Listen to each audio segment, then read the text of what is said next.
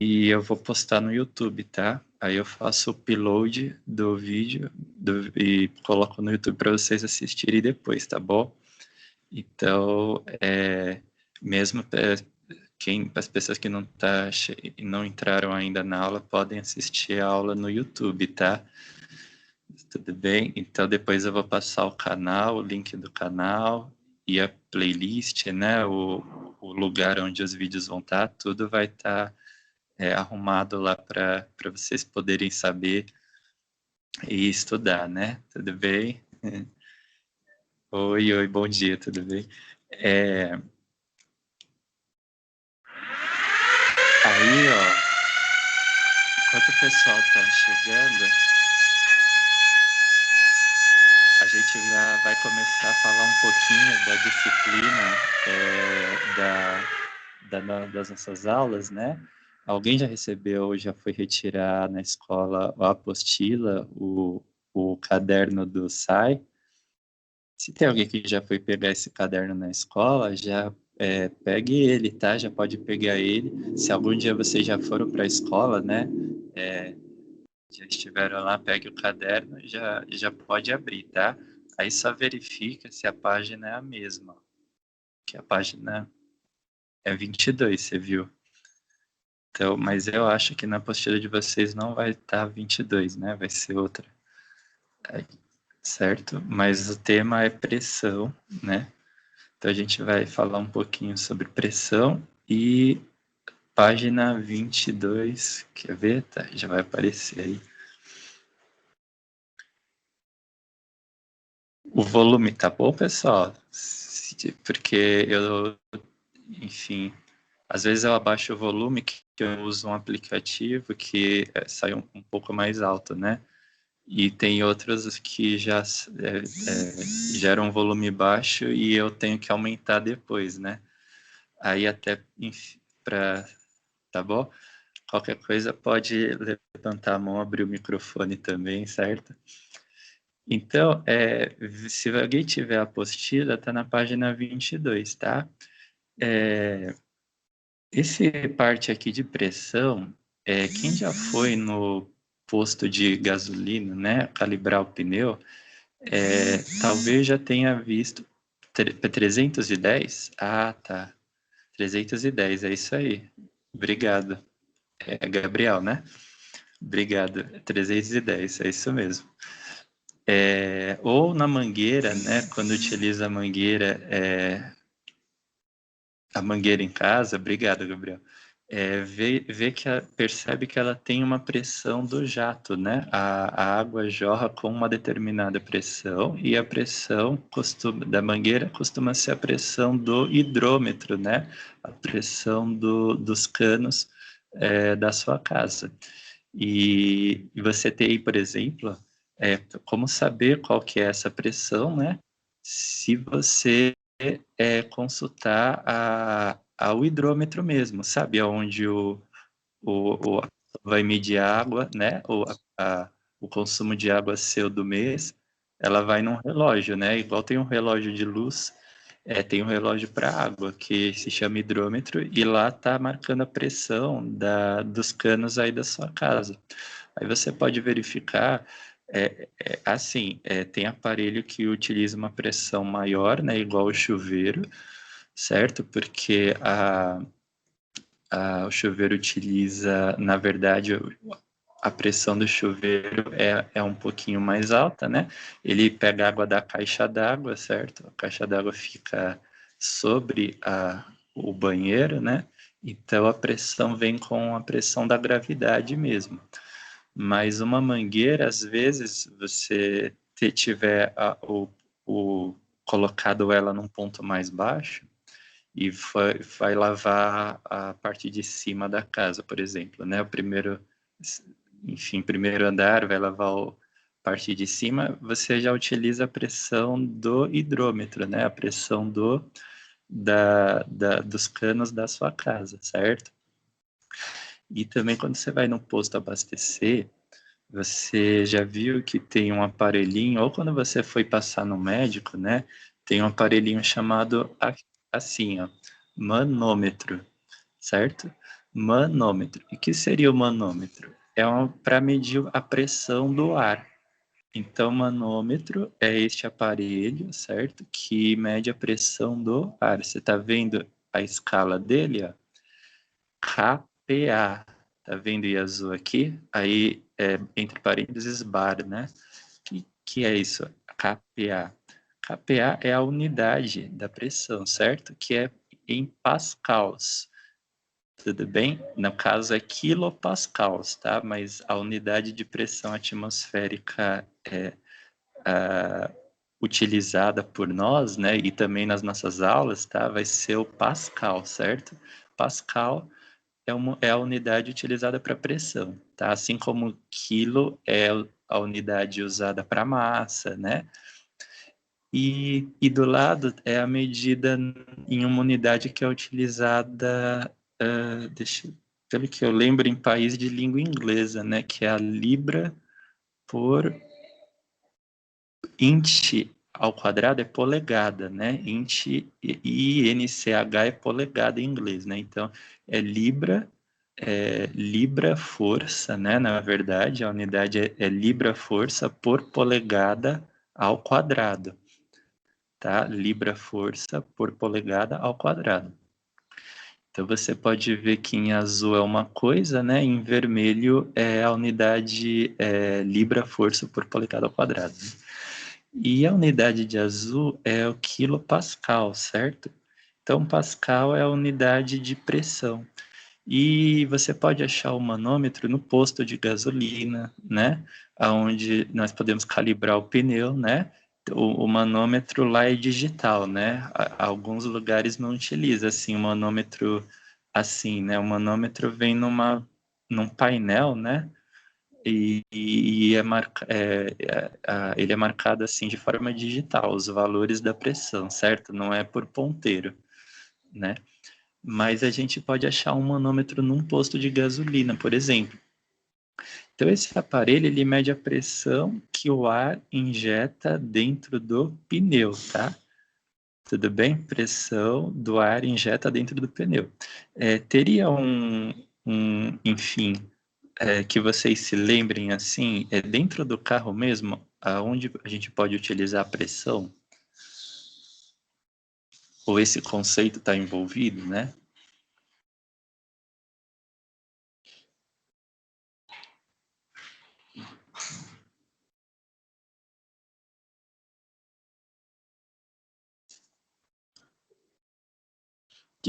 A gente pode citar a bomba de gasolina, que a pressão ali, ela tem uma pressão de saída também, certo? Então, no próprio questão do posto de gasolina, tem a pressão da bomba, tá? E onde que você poderia lembrar da pressão aí mais, turma? Que você falar e tem no carro, né? A gente encontrou nas nossas casas, nos prédios, no trabalho, certo? E esse conceito, por exemplo, no próprio posto de gasolina mesmo, tem no elevador hidráulico, tá? Que seria ele?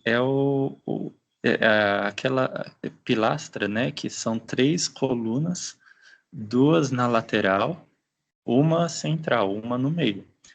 E o motor elétrico, né? Tem um motor elétrico que ele faz uma força nas 2 pilastras laterais, né? Então ele faz uma força e exerce, portanto, uma pressão, certo? Ele está exercendo uma pressão nas 2 pilastras e existe um teorema que a gente vai ver em aula que ele transforma essa força exercida nos lados em força no meio, que a gente vai estudar quando entrar em princípio de Pascal, certo? Então, o que é o princípio de Pascal? É a amplificação da força, tá? É a multiplicação dessa força que é aplicada pelo motor e exercida no meio, certo? Aí essa força vai ser exercida no meio, aonde costuma levantar o carro, né? Enfim, o ônibus, carro, né? Naquela coluna do meio. Então, é uma multiplicação dessa força, tá? que a gente tem ali. Então, no elevador hidráulico tem. Na seringa, se já passaram por isso, certo? Na seringa, na hora que você vai tomar uma injeção, tem um líquido, né, dentro do vidrinho da seringa ali, tá? Que é o líquido do imunizante, né? Enfim. E esse líquido, ele recebe uma pressão também das partes exercidas pelo corpo, no caso por você. Então você aperta o pistão da seringa, né? Você está fazendo uma força contra ele, certo? Tá? Aí essa força ela é transmitida para o líquido, tudo bem? E do líquido a pressão é transmitida para dentro do seu corpo, né? Na veia, no caso, que está aplicando o líquido imunizante, certo?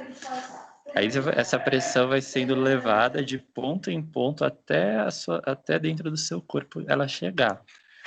Então, a pressão, primeiramente, a gente aplica na seringa, certo? E que mais? No sistema de freio do carro, também, a gente pode achar lá, porque no freio, você pisa no pedal do freio, tudo bem? Aí, só para você ver, quando você pisou no pedal, você fez uma pressão ali, tá? Você fez uma pressão no pedal. Aí, essa pressão, ela é transmitida pro servo-freio, né, que é um disco, um componente que fica logo depois conectado no pedal do freio, certo? Então você tem ali o pedal do freio e logo depois você tem esse disco chamado servo-freio. Aí o que ele vai fazer? Ele vai captar a pressão que você fez, né, pela força que você fez, e dar essa pressão para um duto, né? Para um tipo de um duto, um tubo assim que fica para dentro do carro. É parte do sistema de freio. Ao mesmo tempo, você está com o motor ligado, certo? O motor ele tem uma ligação com o sistema de freio, porque quando o motor está girando, né? Está rodando, porque o carro está ligado. O motor ele utiliza o ar do próprio sistema de freio, certo? Para injetar no tanque pela bomba de ar, né? Pelo bico de ar. Tudo bem? Aí ele pega esse ar do próprio freio para injetar no motor, né? Para utilizar para combustão dentro do tanque. E aí, quando ele suga o ar, né? Quando ele suga o ar, fica um vácuo desses dutos aqui atrás. Tudo bem? Aí forma um vácuo. O que é o vácuo? Não tem ar ali. Não tem ar, nenhum tipo de ar, gás, vapor, nem vapor de água fica. Certo? Aí por que ele faz isso? Para deixar a pressão menor. Porque onde tem vácuo, ele tirou o ar dali, certo? Então ele tirou todo o ar. Ali não tem pressão. Ao mesmo tempo você pisou no freio. Aí o que ele faz? Ele pega a pressão do servo-freio, né? E ele transmite para dentro desse dutinho, desse caminho, desse cano aí, que ficou vácuo. Tudo bem? Aí a pressão vai chegando, chegando, chegando, até uma mola que fica na parte final do duto, tá? Na parte final do duto tem essa mola. Tudo bem? Aí a mola absorve a pressão que você aplicou e transmite a pressão para um líquido, né? Que tem dentro dos dutos, depois dessa mola, que é o líquido que é o fluido de freio, certo? Então, quando chegar no fluido de freio, a pressão que ele absorve, ele envia passa por esses dutos, né? Isso está dentro do carro, viu? Aí ele absorve essa pressão, passa pelos dutos e chega na parte de fora do freio, que é onde já fica as lonas, os discos, né? Ou as pastilhas de freio, certo? Aí, quando essa pressão chegar nas pastilhas, ela vai apertar as pastilhas contra a roda. Então, a roda, assim, o pneu é uma coisa, certo? A roda é outra. Quando essa pressão chegar nas pastilhas de freio, aperta elas, né? Vai apertar as duas. Aí, uma é contra a outra, tudo bem? Aí vai apertar as duas e vai parar, né? Vai exercer uma força, vai parar a roda. A roda, a parte metálica, né? A parte metálica da roda. Depois aí para a roda, para o pneu, certo? Então, esta parte do freio, ela está utilizando a pressão que é transmitida também, tudo bem? Aí, se nós voltarmos na apostila aqui, ó, vocês já viram essa figura, certo? Tem este manômetro, tá? O manômetro de pressão, né? Que nós vemos no posto de gasolina, por exemplo. Tudo bem? Então, estes aparelhos utilizam a pressão. E a pressão atmosférica, turma, a pressão atmosférica, ela já vem da atmosfera, certo? Como o próprio nome diz, pressão atmosférica, ela é exercida pela própria atmosfera. Porque na atmosfera a gente pode encontrar gases, certo? Como o oxigênio, o nitrogênio, o gás carbônico, certo? O vapor de água, ozônio, que é a forma de O3, né? A forma do oxigênio é O3, né? Não O2, né? O2 é oxigênio, ozônio é O3, certo? O gás que protege a Terra contra a incidência de raios ultravioleta, né? Então, a gente encontra gases na atmosfera e esses gases, pela força gravitacional, eles exercem uma pressão contra a Terra, né? E essa pressão é chamada de pressão atmosférica. E a pressão atmosférica, ela é sentida por nós principalmente ao nível do mar, tudo bem? Aonde ela é mais intensa, né? A pressão atmosférica ao nível do mar é mais intensa. E a gente vai falar um pouquinho, então, dessa parte de pressão atmosférica, porque tem alguns teoremas aqui que a gente vai estudar hoje, tá bom? Então, antes de passar, só esse aparelhinho aqui, ó, a figura a seguir é uma representação esquemática, né, simplificada de um manômetro, tá? Então, nós vemos o que aí nesse manômetro? É um aparelhinho que tem uma mola, aí em cima é uma tampa, né, que a gente chama de êmbolo, certo? Chamada êmbolo, e você faz uma força sobre o êmbolo. Aí ele transmite a força para a mola, né? Porque vai abaixando, comprimindo, certo? É compressão, comprimindo o êmbolo. E o êmbolo, ele tem essa molinha, né? Conforme ela está sendo comprimida, ela tem um medidor de pressão. Então, quanto mais comprimida ela está, maior é a força, né, que ela está recebendo sobre ela, certo?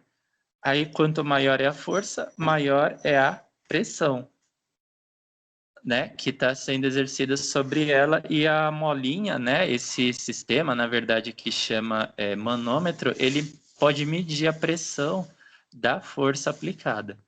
Tudo bem?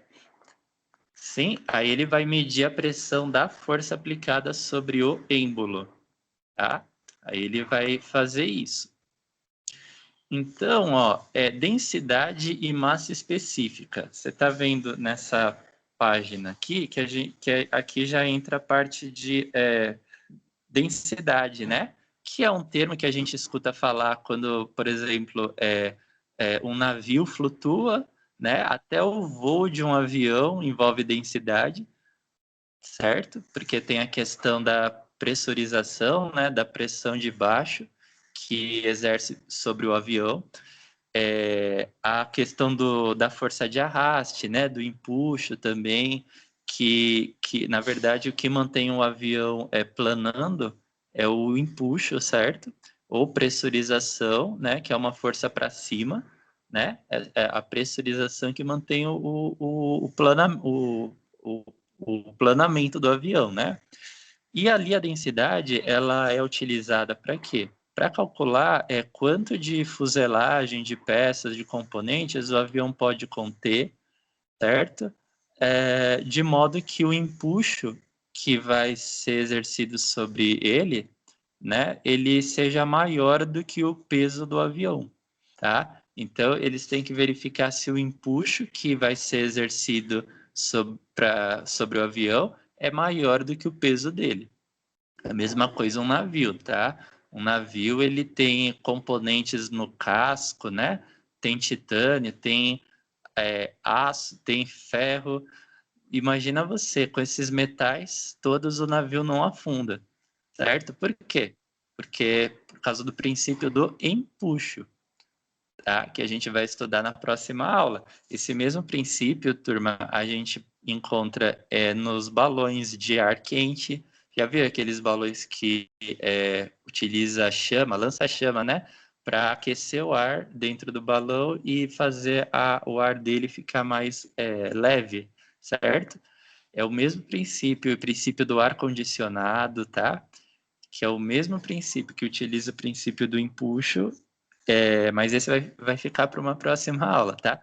Mas para calcular o empuxo, a gente precisa saber a densidade, certo? Porque tem o ferro, o zinco, o cobre tem uma densidade, o titânio, o selênio, né? O aço, algumas ligas metálicas assim, elas têm outra densidade, certo?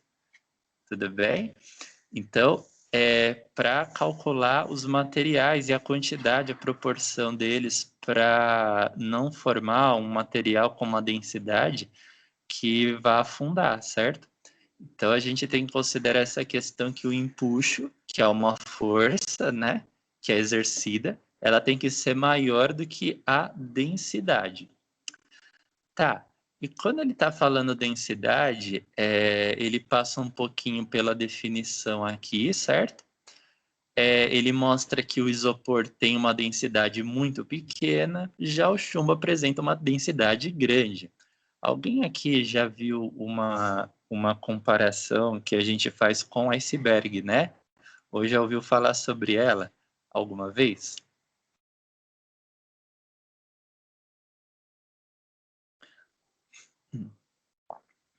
O que acontece lá no iceberg? Se alguém souber, pode falar, levanta a mão.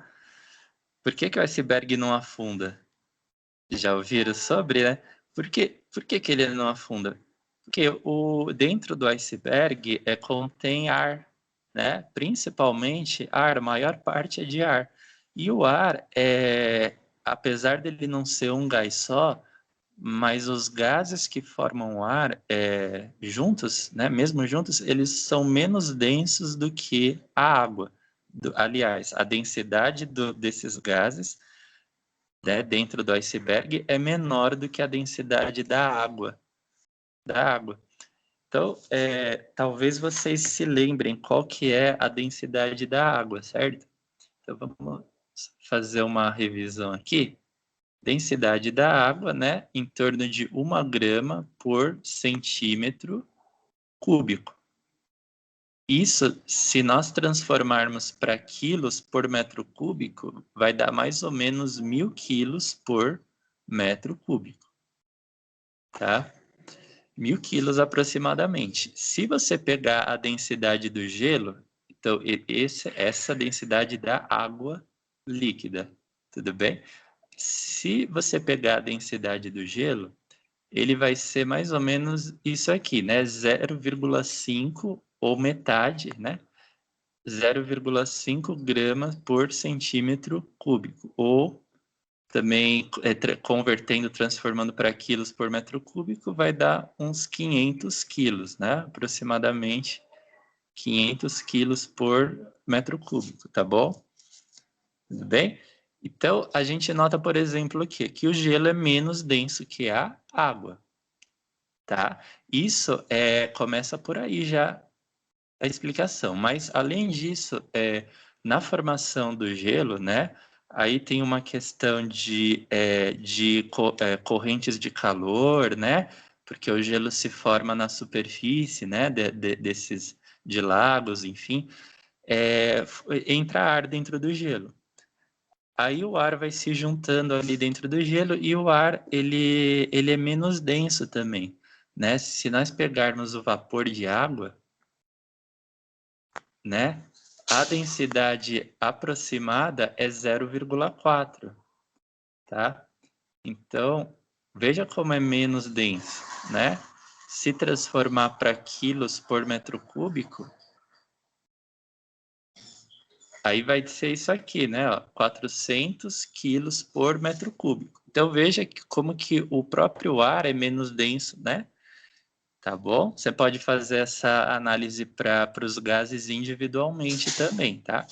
Então, a gente vê que o próprio ar é menos denso. Aí, isso faz com que a densidade seja menor.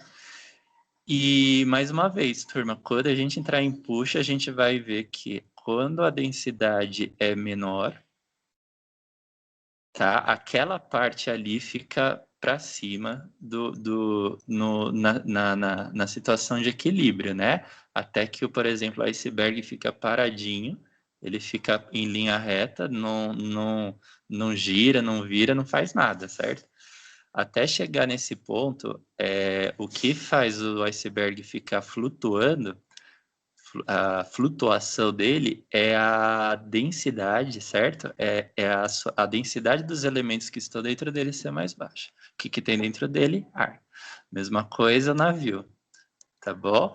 Mesma coisa o navio. Se você pegar os elementos do navio, apesar deles serem mais... o que formam o casco, né? O casco é a parte de fora, certo? Então, mesmo o casco sendo mais denso, o ar dentro dele é menos denso.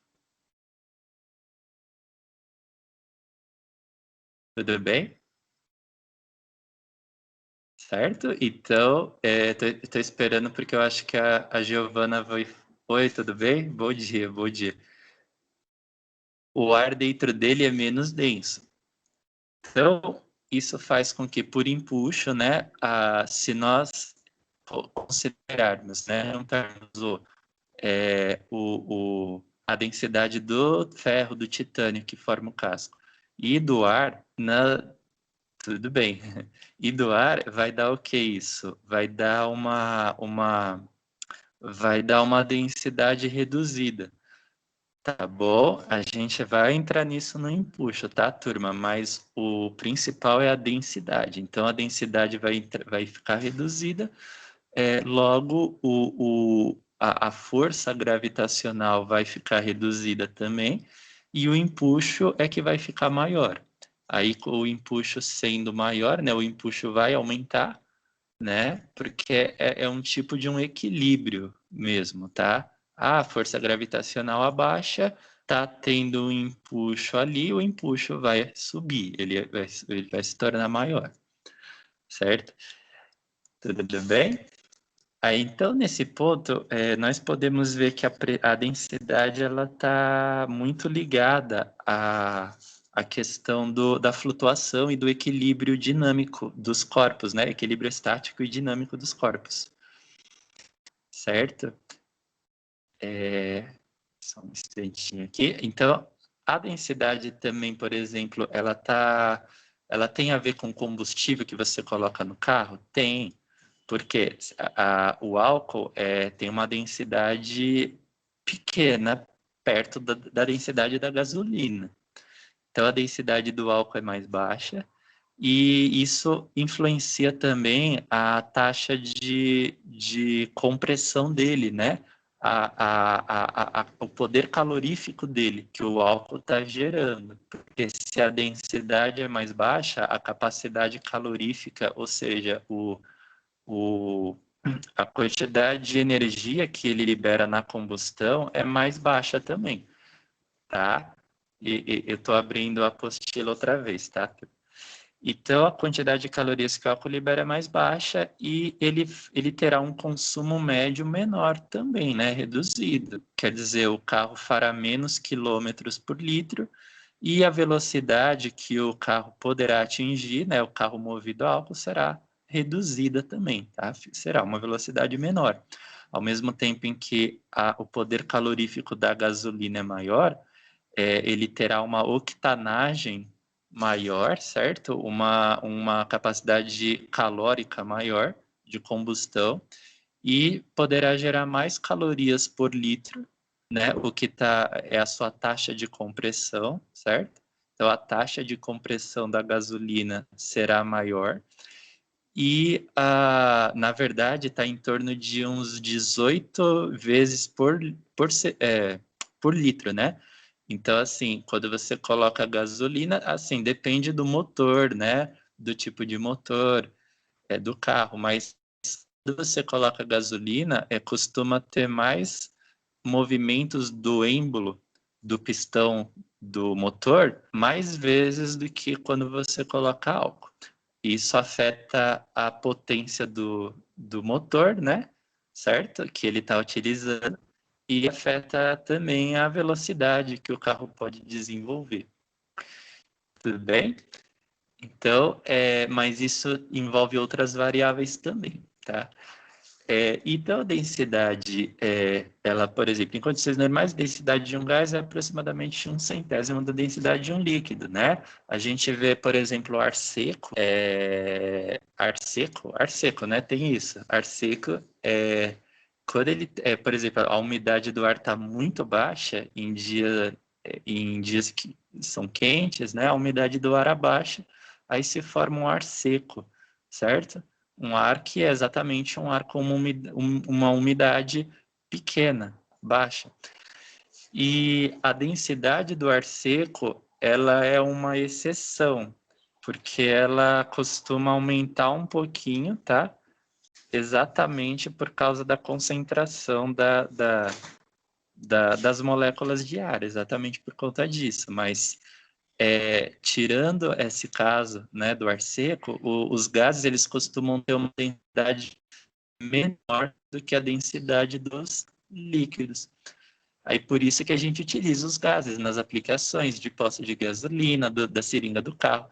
Quem tem em casa um aparelhinho de medir pressão, ele tem esse nome, né? Ele chama esfigmomanômetro.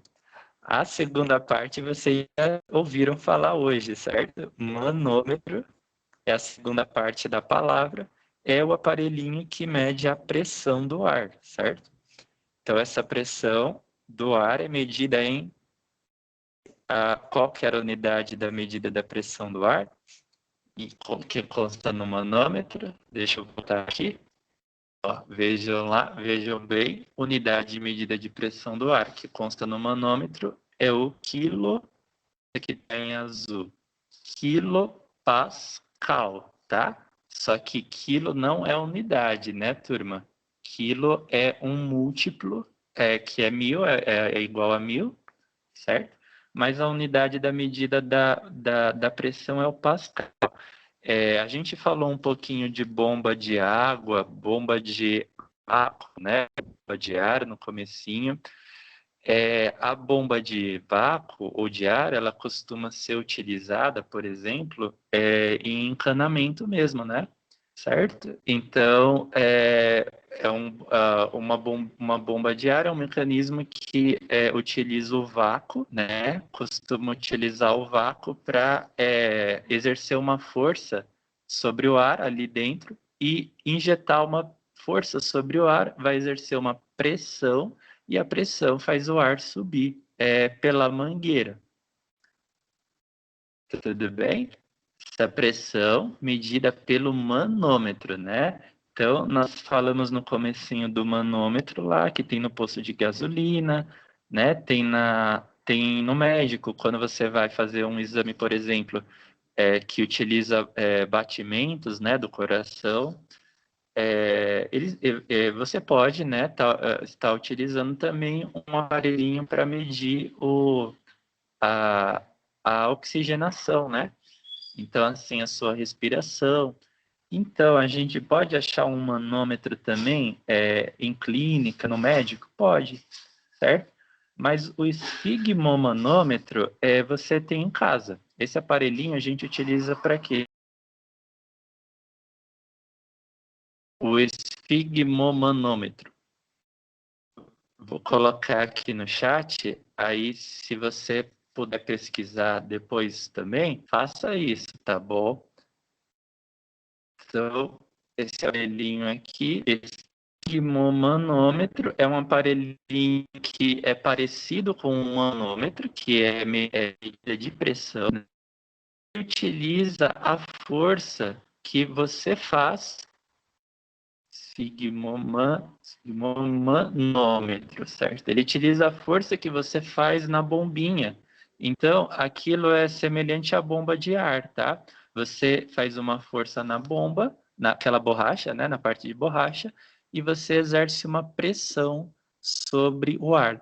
O ar, ele absorve a pressão, né? Ele recebe e transmite a pressão para o medidor, que é exatamente o manômetro, né? É a parte onde fica o leitor, que é o manômetro. E essa pressão, turma, é pressão do que o aparelho está medindo? Você que já foi no médico, passou numa consulta porque a sua pressão estava mais baixa, né? Ou quem tem um sintoma de pressão alta, né? Já, minha pressão é mais alta. Essa pressão, ela seria o quê? Exatamente, pressão arterial, né? Muito bem, pressão arterial. E essa pressão arterial é a pressão que, porque assim, no coração, nós temos dois canais, né? Vamos dizer assim, a gente tem duas ligações.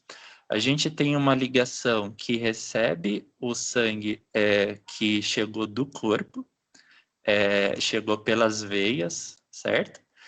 E tem uma segunda ligação que são as artérias. As artérias são os vasos sanguíneos por onde o sangue é bombeado na sístole, aliás, na diástole. Na diástole.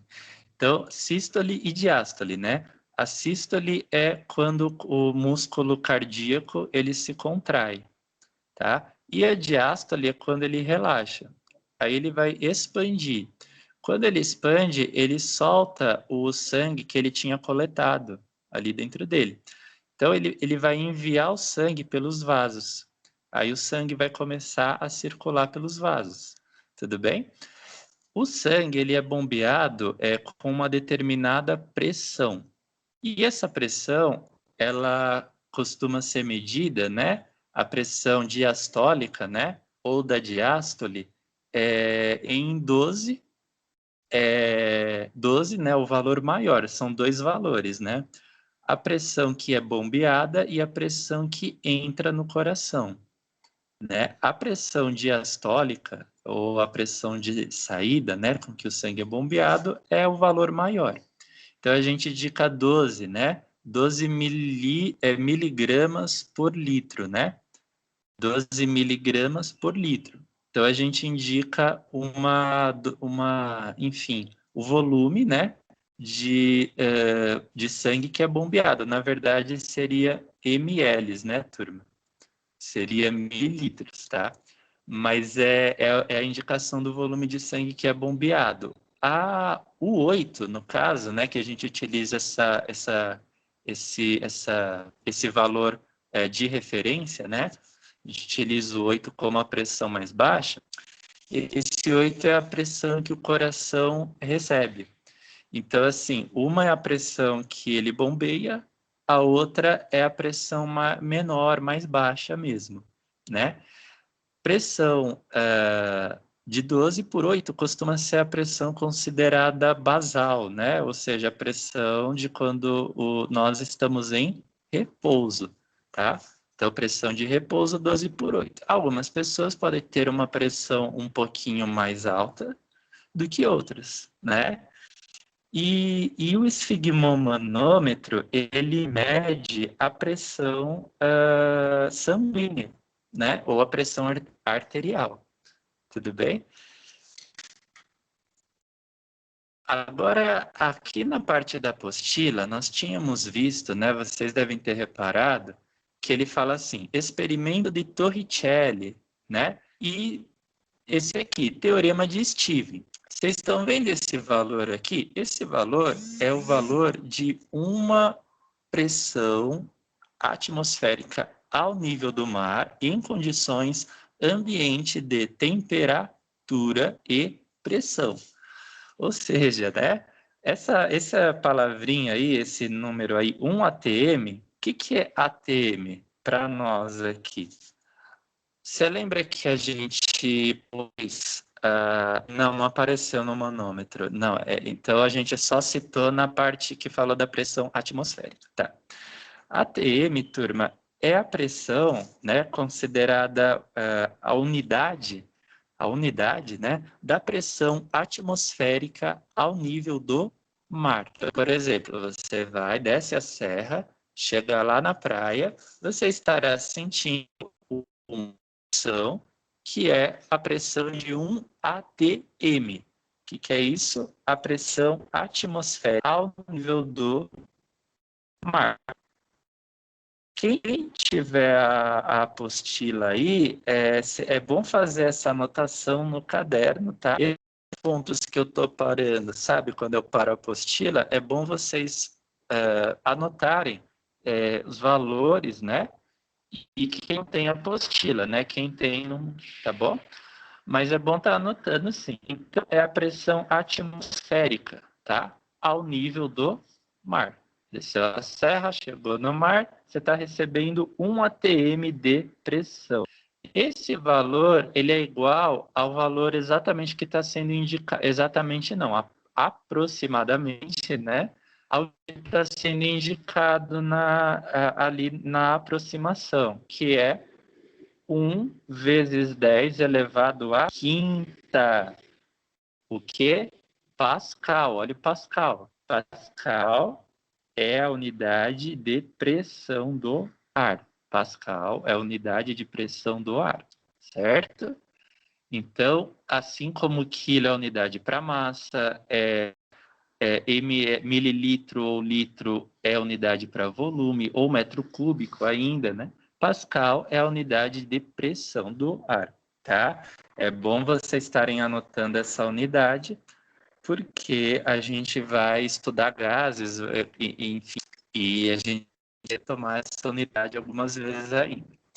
Então, as pressões são medidas, só que no experimento de Torricelli, deixa eu verificar aqui, ó, essa coluninha de ar que nós estávamos procurando, de ar não, de mercúrio, tá? O que é barômetro, turma? Barômetro. Lembra que tinha o bar embaixo do quilopascal no manômetro? Aqui em cima? Quem se lembra desse daqui tinha o bar aqui embaixo, em azul, tá vendo? Abre parênteses, bar, certo? Então, bar de barômetro. Barômetro foi o primeiro aparelhinho que fizeram para medir a pressão. E o barômetro, ele pega o princípio de quê, então? Os manômetros, eles medem a pressão do ar. Certo? O barômetro, ele medirá também a pressão do ar. Só que é a pressão do ar atmosférico, tá?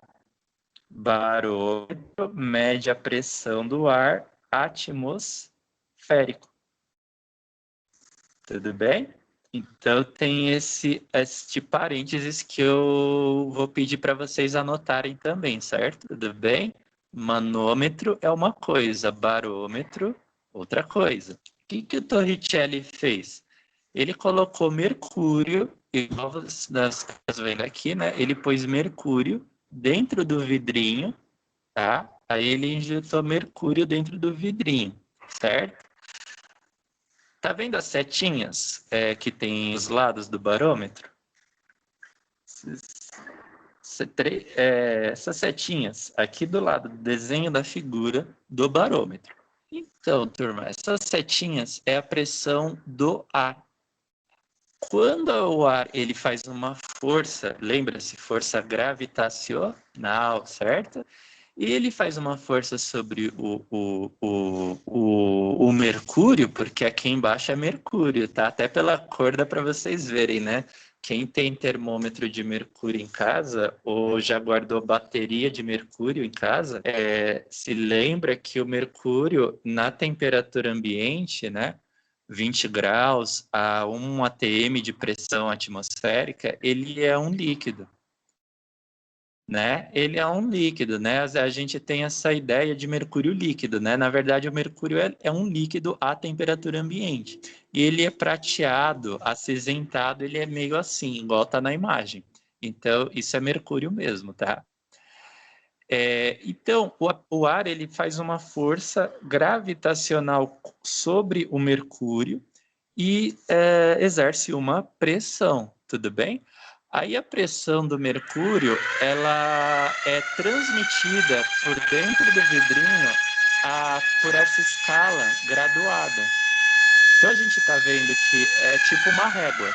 Ela tem as marcações dela em milímetros e em centímetros, né?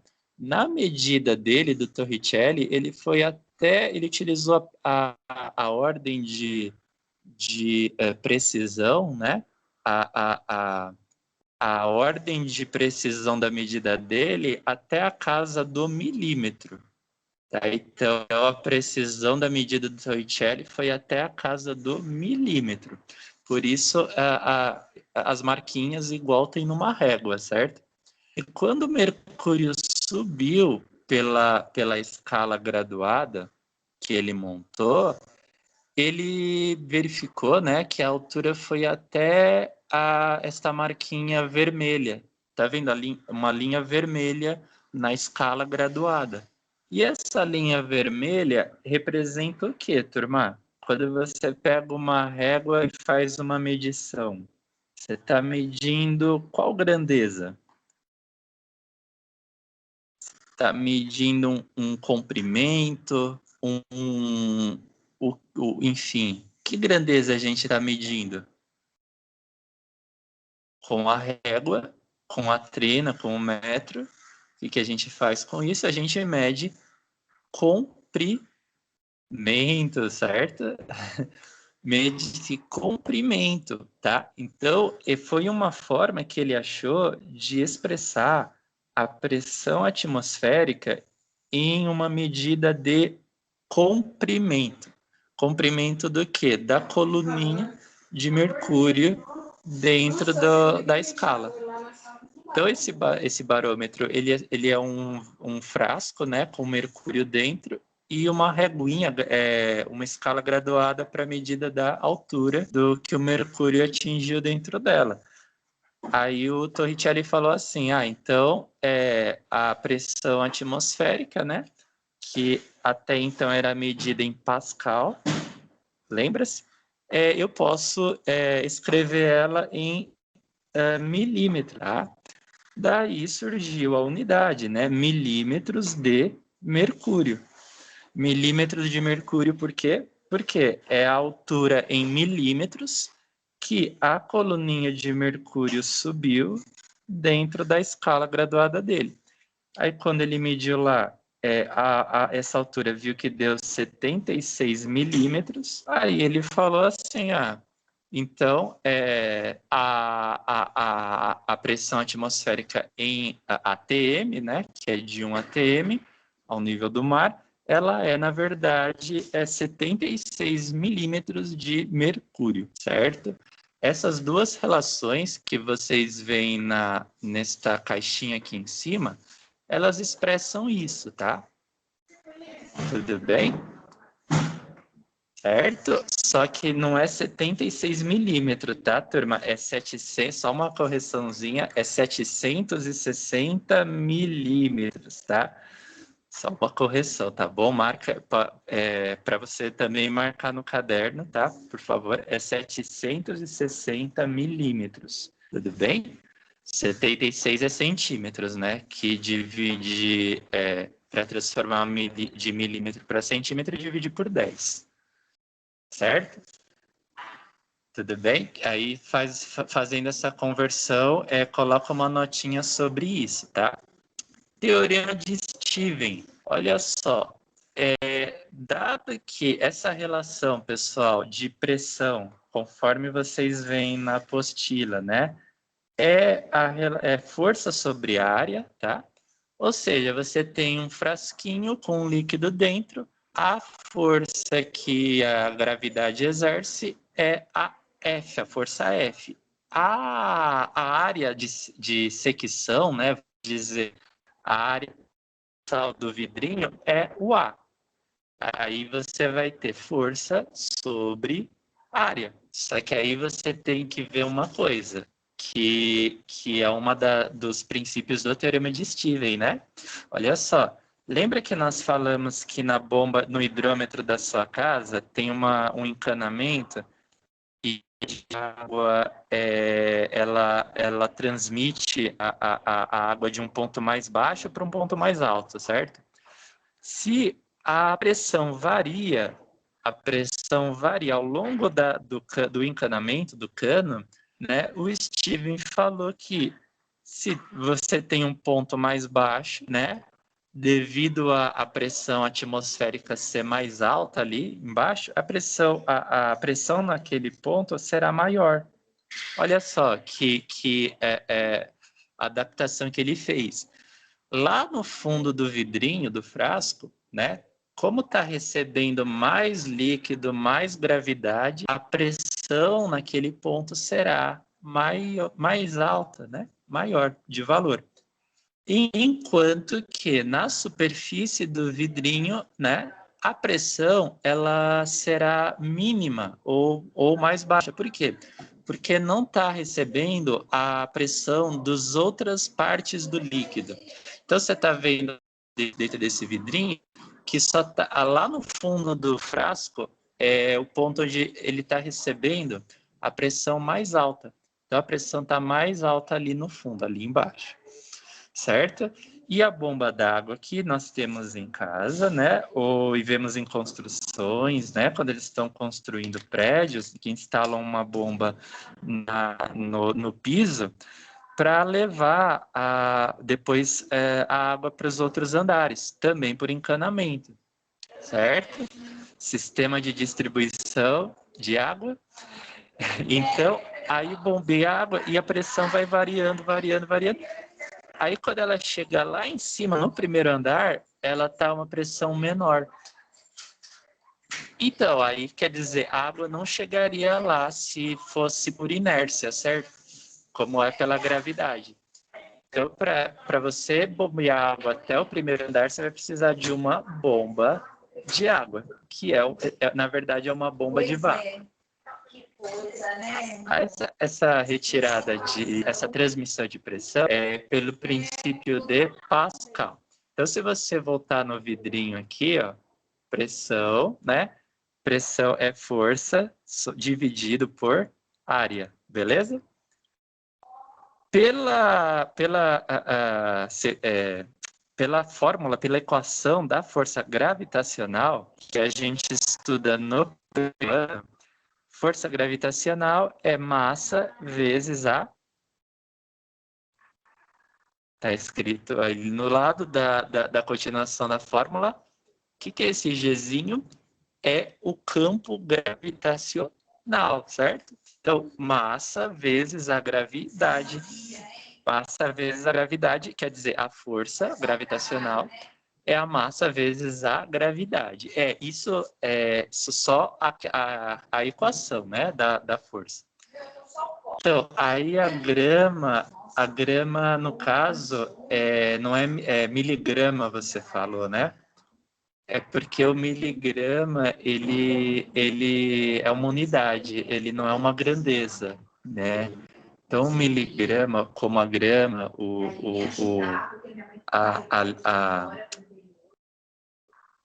o Newton, né? Eles são unidades, o Newton é unidade para força, grama é unidade para massa, beleza? Igual a gente vai, por exemplo, no mercado, né? A gente costuma pedir alguns gramas de alguns alimentos, você fazer dessa distinção apenas, nessa expressãozinha aqui, o mg é de massa vezes a gravidade.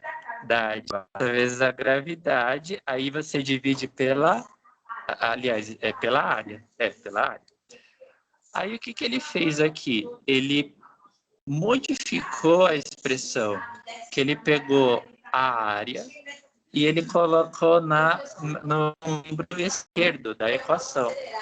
Se você reparar bem, está escrito assim, na linha seguinte, na próxima linha, né? Vai estar escrito assim, A vezes P. Quer dizer, pressão vezes área, igual a M vezes G. Só lembrando que a aula está gravada, turma, aí vocês podem retornar, pega enfim, o ponto mais ou menos da aula e volta dali. Aí a P vezes A fica P vezes A igual massa vezes gravidade. M vezes G, massa vezes gravidade, certo? E como é que ele continua a utilizar aqui? Ele fala que utiliza a relação da densidade, que é massa sobre volume. Então, ele vai pegar o V, né, de volume, tá? E vai trocar ele de lugar, vai colocar o V no primeiro membro. Aí você está vendo o que aconteceu, né? Ó, o D passou para o primeiro membro, aí ficou assim, V vezes D, né? Ou seja, volume vezes densidade, tudo bem? Volume, então nós temos, né? Nós chegamos a essa expressão que massa é igual a volume vezes densidade, certo? M é igual a VD, V vezes D. Aí, voltando na expressão anterior aqui, ó, lembra mg, essa aqui, ó? Se nós substituirmos o m por esses dois aqui, ó, V vezes D, multiplicar depois por G, certo? Aí vai ficar V vezes D vezes G, certo? Igual a P vezes A. P vezes A, da fórmula de pressão, tá? Então fica assim, ó. Calma aí. Ó, é que ele fez um outro desmembramento, mas por enquanto é isso, tá? Então ficou V vezes D vezes G igual a P vezes A. O que ele fez depois? O volume, ele pegou o volume, certo? Ele pegou o volume e ele escreveu o volume, tá vendo? Volume é igual a área vezes a altura. Por que isso, turma? Porque o volume de um cilindro, quando você tem um reservatório, um recipiente que é um cilindro, né? Isso é da geometria, certo? Quando você tem um cilindro, o volume dele, né? Para você calcular o volume de um cilindro, é a área da base, certo? Vezes a altura do cilindro. Área da base vezes a altura. Então, nas formas cotidianas, a gente vê, por exemplo, uma caixa de leite. É um paralelepípedo. Aquilo para calcular o volume é lado vezes lado vezes lado, né? Se você pegar um cone, igual um cone de trânsito, por exemplo, ele tem uma expressão para chegar até o volume dele, certo? Se você pegar um cilindro, ele tem uma expressão para chegar no volume dele, que é volume do cilindro igual está aqui, ó. Área da base vezes a altura, certo? A vezes H. Aí foi isso que ele fez, ó. Lembra que estava M, cadê aqui, ó? M é igual a V vezes D? Ao invés de V, ele colocou A vezes H. Aí ficou A vezes H vezes D. Ah, mas não era o H aqui, por que D, né? Porque D, a densidade. gravidade, não é? Ó, massa é igual a volume vezes densidade. Então, volume é A vezes H, certo? Do volume do cilindro, né? Do cilindro, vezes a densidade, que é o Dzinho.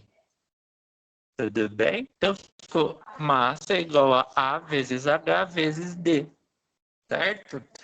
Quando ele chega a essa expressão para massa, e ele vem aqui e troca, substitui o M por AHD, por esse AHD, certo? Acontece isso aqui, ó, na linha de baixo. Vamos pegar, turma, ó.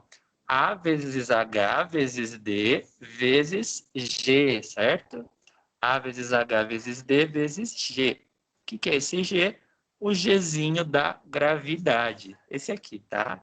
Igual do outro lado, P vezes H. E sim, somente essa parte aqui, aí vocês vão ser liberados, tá bom?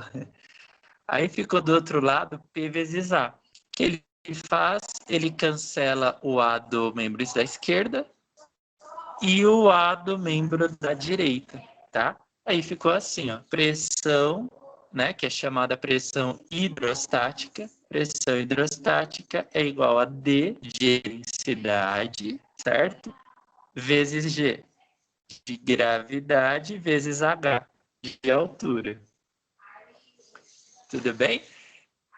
Então, o teorema de Stevens, para pressão absoluta, turma, tem duas formas de você enunciar ele, certo? Tem a forma por escrito e tem a forma matemática.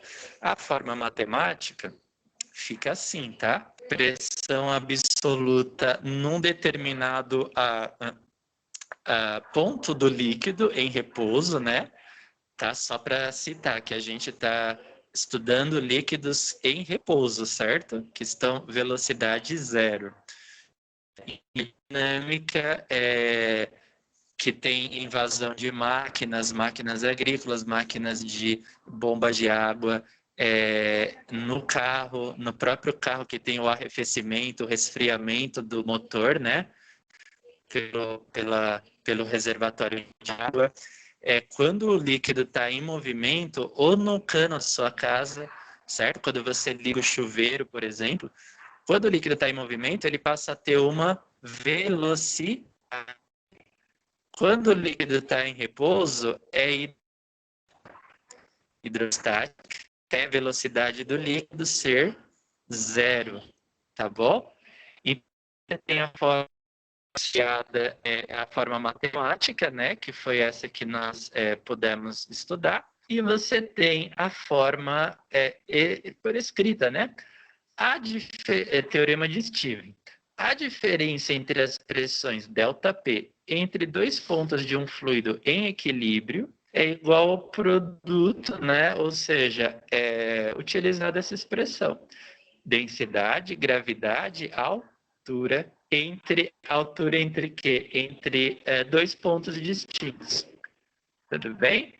Então, com isso, pessoal, nós conseguimos determinar a pressão num determinado ponto, né? Essa figura, só para vocês terem ela, chama poço artesiano, né? Então, poços artesianos seria um subterrâneo de água que é uma rocha permeável, né?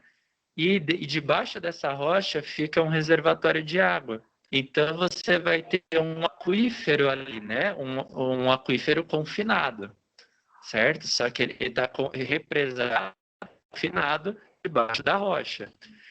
E se você escavar a rocha, como que eles fazem para subir o aquífero até a superfície, então, né? Eles utilizam uma escavadeira ou uma máquina assim, uma furadeira gigante, né? Uma máquina que vai escavar a rocha até perfurar ela, né? No subterrâneo. Quando ele faz isso, a própria pressão, porque tem a pressão da água do reservatório, certo? A própria pressão vai levar a água para cima. Aí você não vai precisar nem de uma bomba, porque tem pontos desse aquífero, né, que estão em contato com o ar. Então, a própria pressão da água por baixo, ela leva a água para cima. Se você ver essa figura, né, tá chamado poço comum, né, ou aquífero não confinado, né? Então, no poço comum, você dá vazão para a água.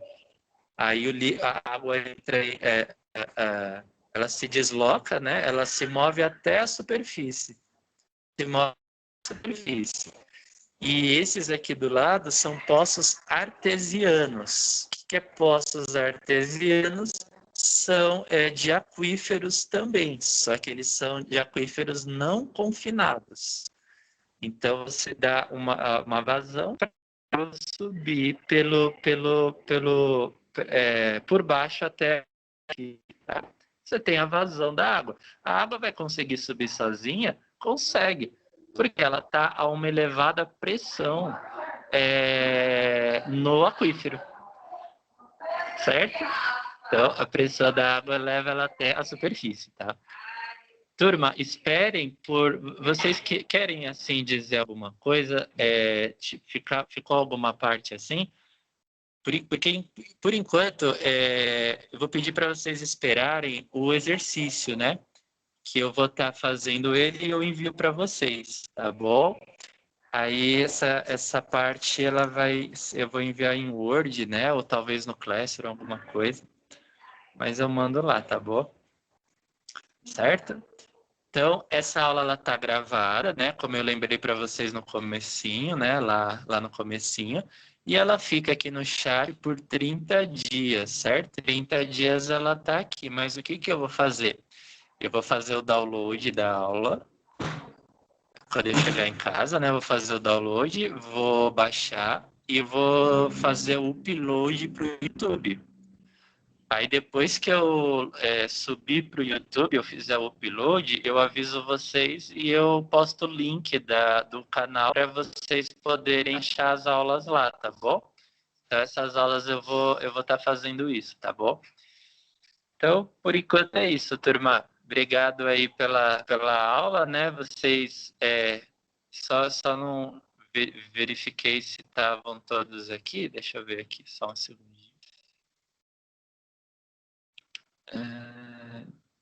Tá, o pessoal tá aqui, sim. Tá bom, então. Obrigado, até a próxima, tá? Tchau, tchau. Eu envio a atividade para vocês.